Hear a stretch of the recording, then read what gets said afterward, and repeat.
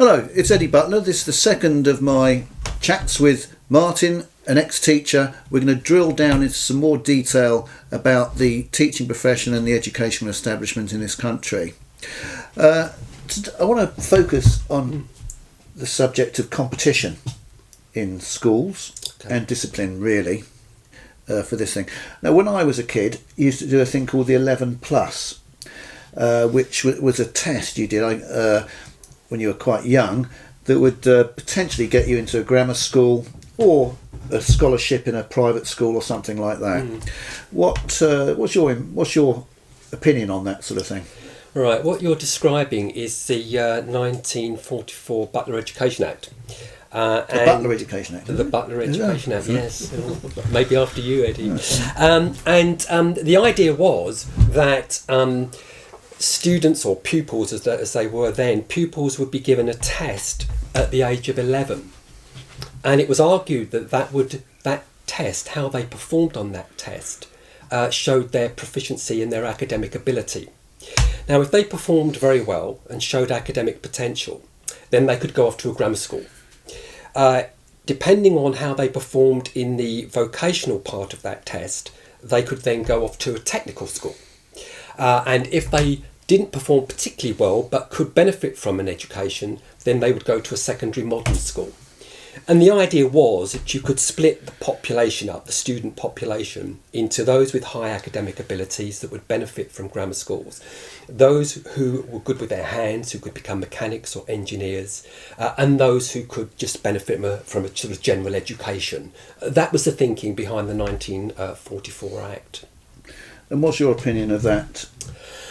Well, I think that, my view is that we've entered into a period now where all must have prizes. You know, the egalitarian thinking that underlines educational philosophy now is very dangerous, because what they're doing is they're telling students and they're telling parents that they can be anything they want to, regardless of their ability. Okay, just get them in the right type of environment, give them the right type of teachers, make sure that their aspirations are met, and then they will flower and become whatever they want. But of course, that's not how it works. Because of the bell curve distribution in society, not everyone can benefit from an academic education. Not everybody can benefit from university. You have to tailor the education system to people's needs and enable them to meet their potential, whatever that potential is. So I am not in favour of this kind of egalitarian model now. I think that the tripartite system, with some changes needed, had it about right.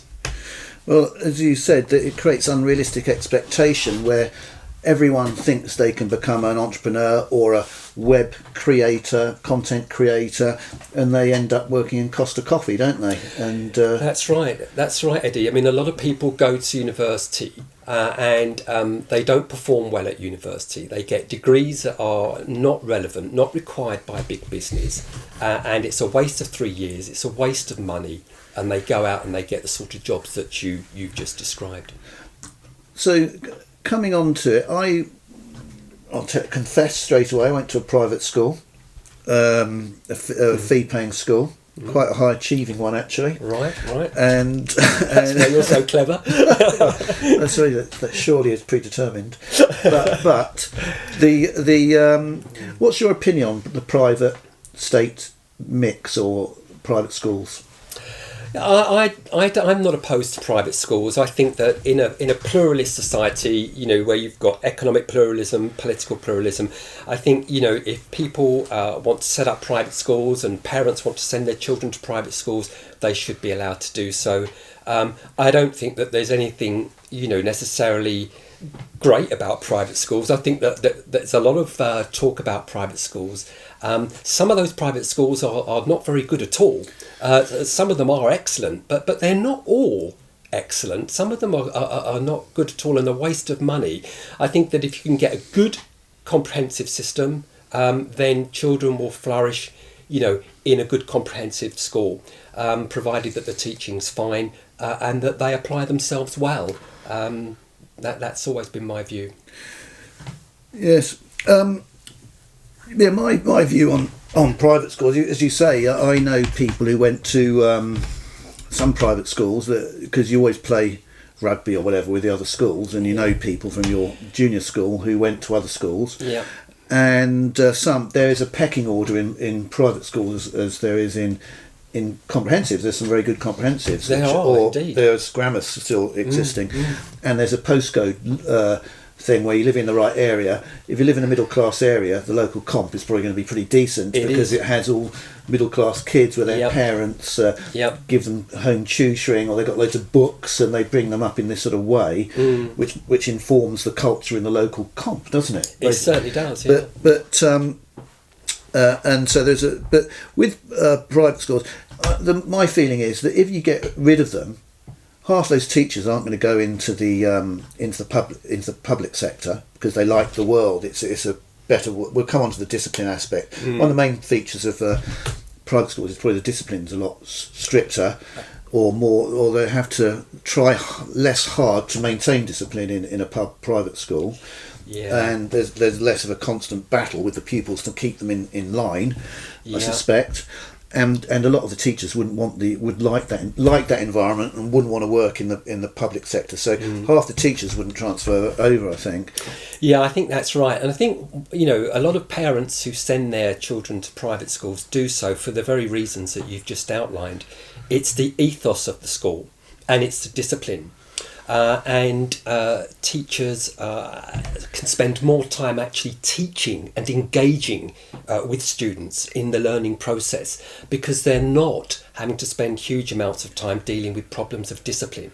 So if you get a school with a good ethos and with structured learning and with discipline, then that's a learning environment in which students can reach their potential, and teachers are not wasting time having to focus on issues of discipline.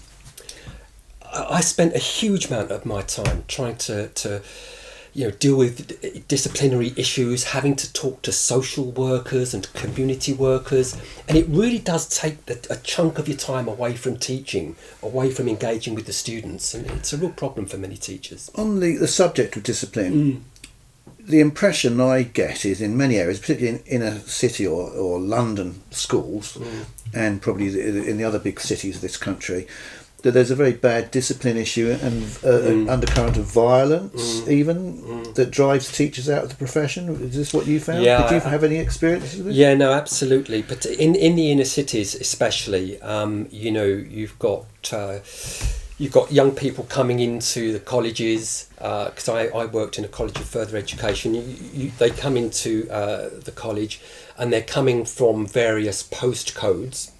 And so what happens is that you get a lot of gangs coming into a college, and that can spill out into violence. But even in the classroom, with the cohort that you get from many of these areas, and I don't want to generalise about all students, but with the cohort that you get, you're bringing in indiscipline within the classroom.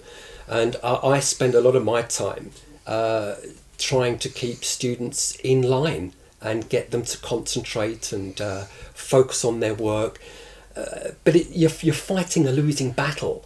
And the thing is that if you want to report these students and put them on a disciplinary, what we call a disciplinary, if they get to a stage where they've committed 3, kind of offences, and they're upsetting the learning environment in the classroom, they're supposed to be thrown out. But the colleges never throw them out because those students are worth money. So there's no incentive, Eddie, to get rid of them. So they stay in the classroom and they have an adverse effect on the learning environment. Did you personally experience any violence? violence? I was attacked. I've been teaching for 26 years, and during that period I was attacked 3 times. 3? Right. By students, yeah. I mean, I was attacked by a student who accused me of racism because I didn't give her the grade she needed to get to university. She produced a piece of work. It wasn't very good. It was probably worth a C grade.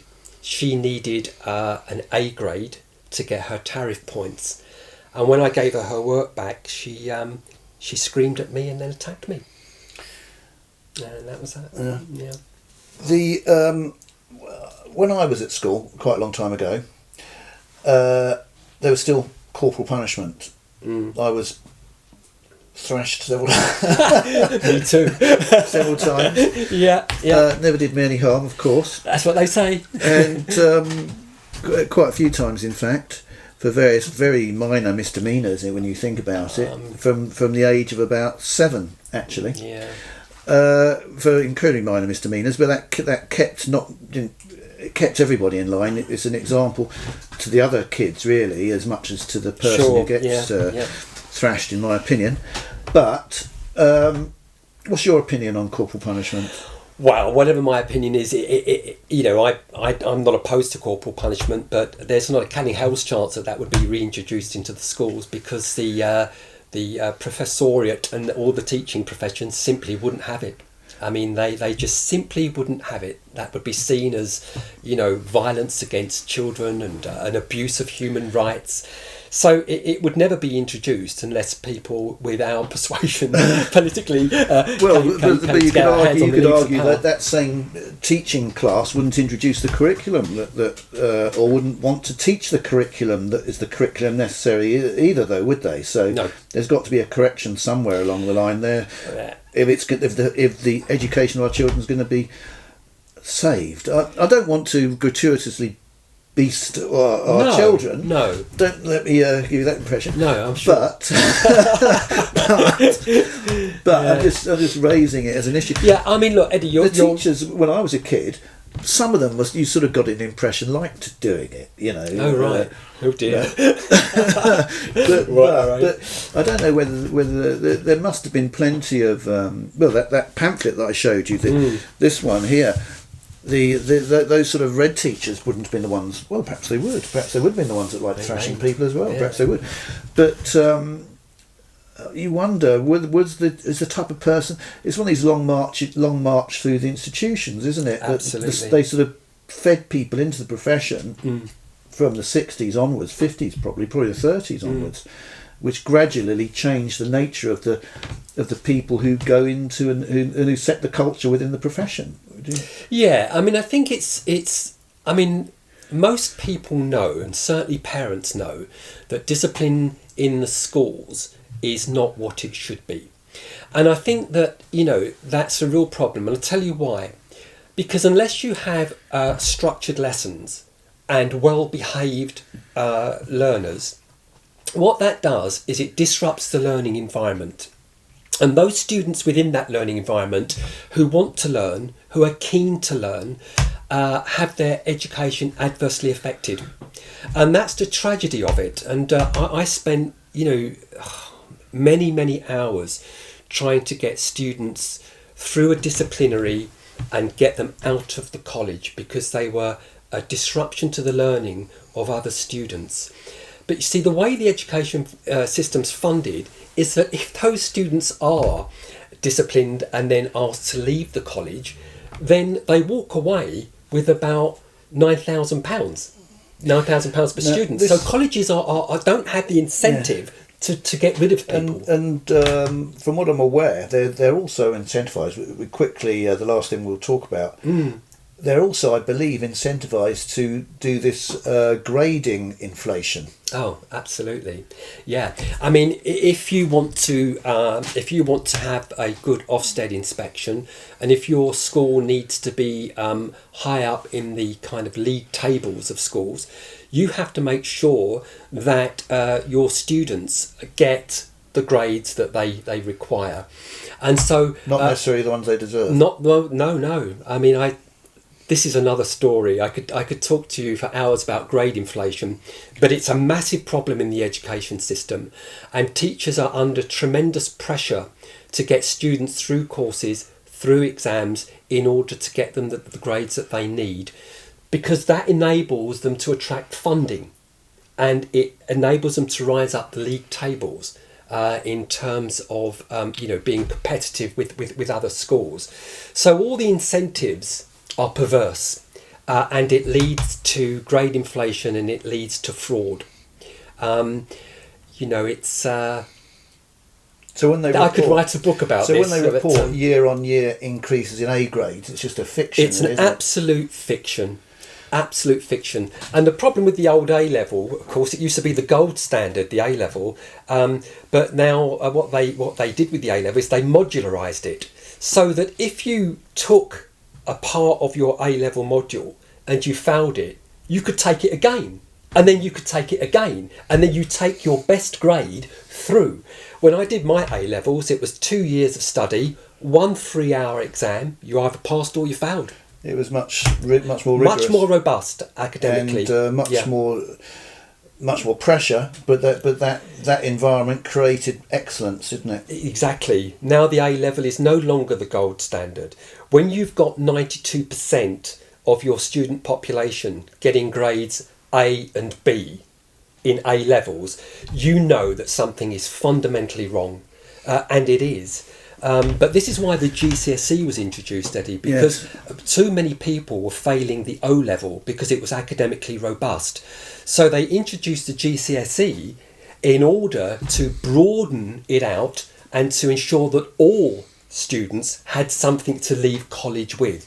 But by doing that, the academic standards fell, and that's what's happened. Okay, well that's enough for this section. Thank you very much. You're very welcome. And we'll reconvene to talk further. Thank you very much, and as I say, don't forget to subscribe to this channel.